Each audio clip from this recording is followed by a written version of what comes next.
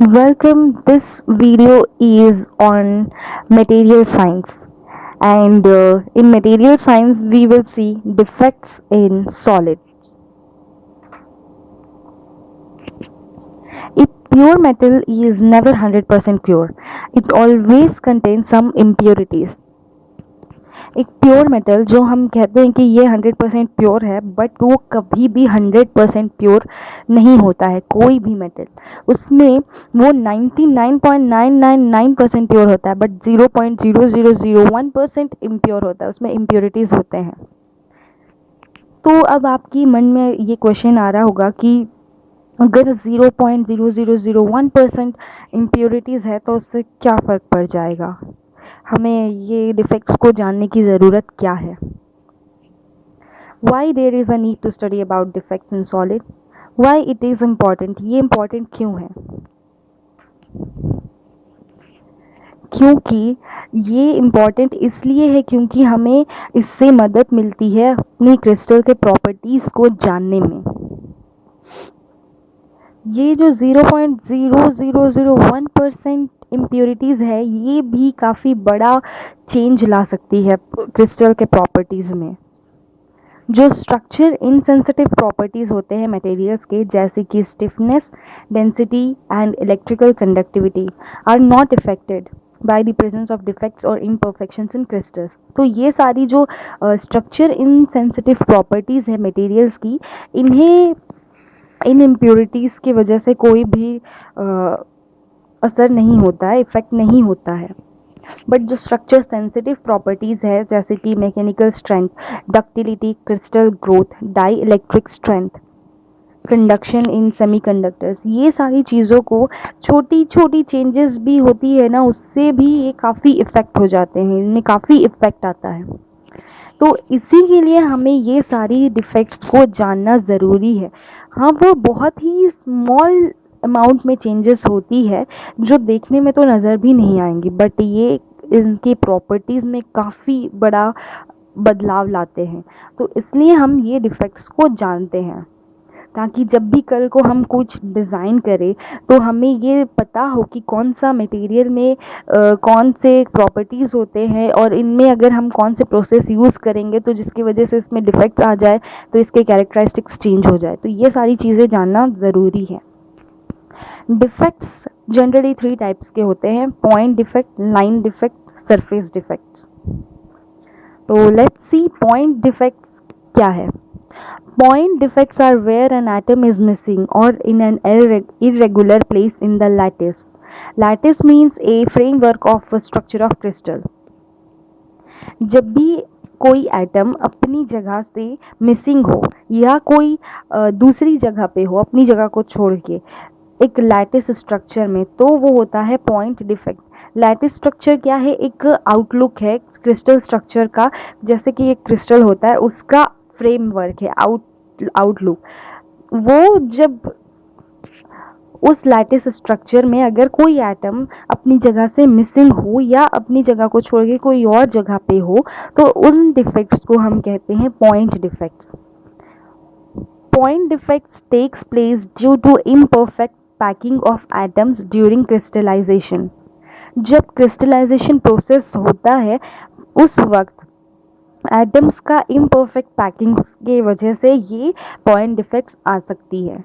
या फिर जब हाई टेम्परेचर हाई होता है, तब वो एटम्स जो है वो वाइब्रेट करती हैं, तो इसकी वजह से भी ये डिफेक्ट्स आती हैं। पॉइंट डिफेक्ट्स 5 तरह की होती हैं, 5 टाइप्स के: vacancies, interstitial defects, Frenkel defects, substitutional defects, Schottky defects.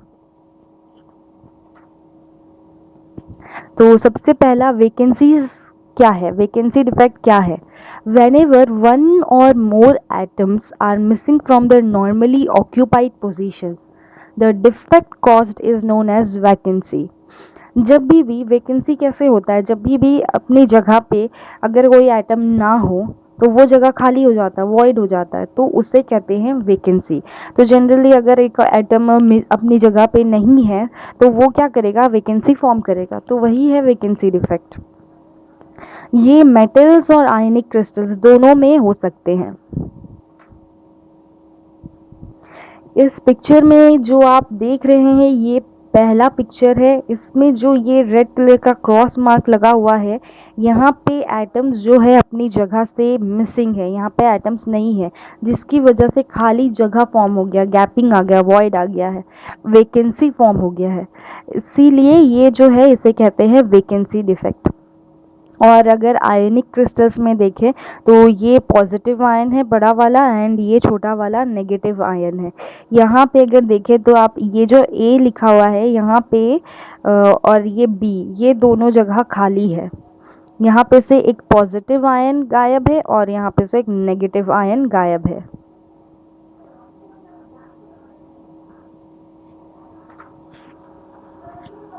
अब नेक्स्ट है इंटरस्टिशियल डिफेक्ट्स। Interstitial effects क्या है? Whenever an extra atom, generally smaller than the parent atom, occupies interstitial positions, that is voids, in the crystal without dislodging the parent atom, the defect caused is known as interstitial defects. जब भी कोई extra atom, generally जो main atom होता है parent atom उससे वो छोटा होता है, तो उन पैरेंट एटम्स के बीच में जो जगह होता है थोड़ा थोड़ा सा, वो उसको कहते हैं इंटरस्टिशियल पोजीशंस, जो कि खाली स्पेस वॉइड्स होता है। उसमें जब कोई एक एक्स्ट्रा एटम इंसर्ट हो जाता है, लेकिन वो पैरेंट एटम जो भी स्ट्रक्चर है उसको अपनी जगह से नहीं हिलाता है, पैरेंट एटम जहाँ है वो वहीं पे रहेगा, बट उनके बीच का जो गैप है उसमें अगर कोई एटम, एक्स्ट्रा एटम ऐड हो जाता है, ऑक्यूपाई कर लेता है जगह, उस डिफेक्ट को हम कहते हैं इंटरस्टिशियल डिफेक्ट्स। क्योंकि यहाँ इंटरस्टिशियल डिफेक्ट इसलिए बोला गया है क्योंकि जो खाली जगह होता है, वॉइड्स होता है, उसे इंटरस्टिशियल पोजीशंस कहते हैं। इसलिए इस जगह को जो ऑक्यूपाई कर रहा है, इसकी वजह से डिफेक्ट हो रहा है, इसलिए हम इसे कह रहे हैं interstitial defects. Such defects change the thermal and electrical conductivity of metals and alloys. तो ये जो है ना, इस टाइप के डिफेक्ट्स मेटल्स और एलॉयज के थर्मल और इलेक्ट्रिकल कंडक्टिविटी को चेंज कर सकता है, प्रॉपर्टीज को चेंज कर सकता है।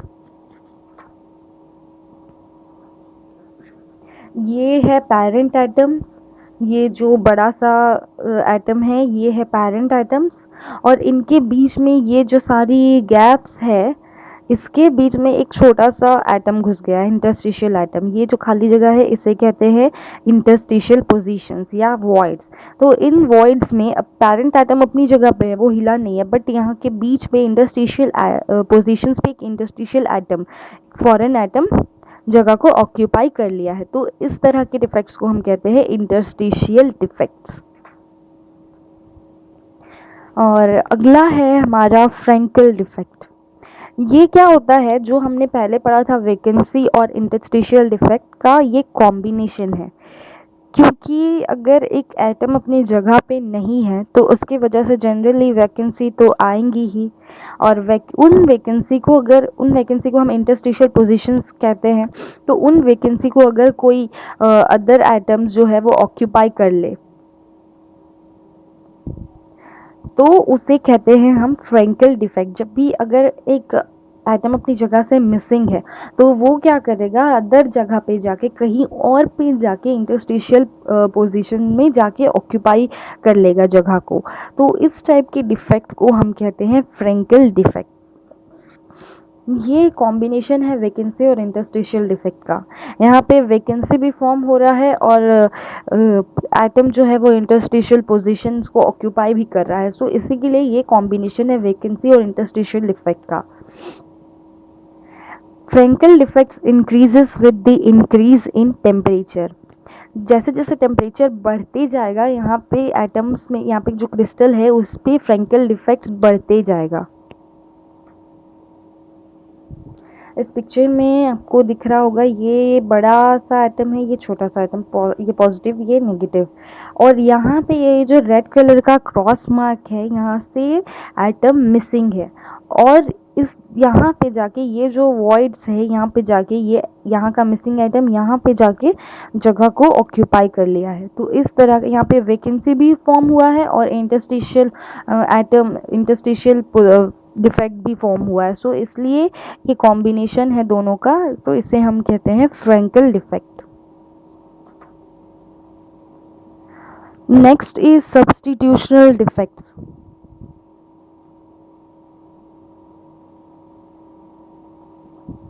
Whenever a foreign atom that is other than the main atom takes place of parent or main atom, then the defect so caused is known as substitutional defects.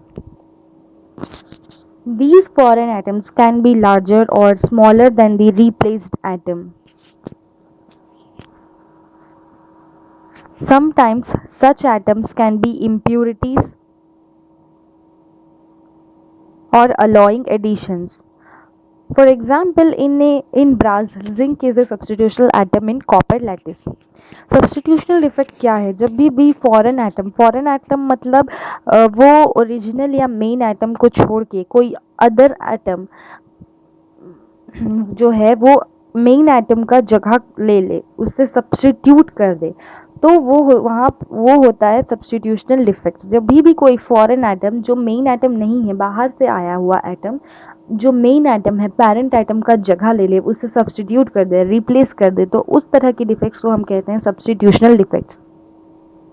ये foreign atoms बड़ा भी हो सकता है, छोटा भी हो सकता है।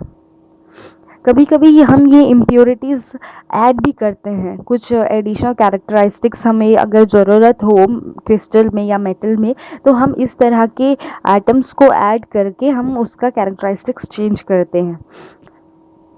जैसे कि ब्रास मेटल में जिंक जो है वो सब्सटीट्यूशनल एटम है, बाकी सब कॉपर होता है, तो कॉपर की जगह पे हम जिंक को ऐड करते हैं कुछ बदलाव लाने के लिए, तो वो होता है सब्सटीट्यूशनल डिफेक्ट।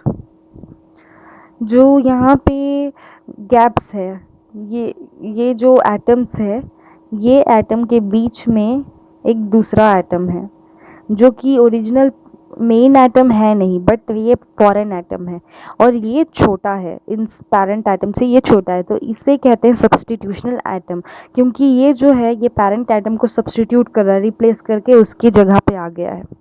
और ऐसे ही यहाँ पे ये लार्ज एटम है।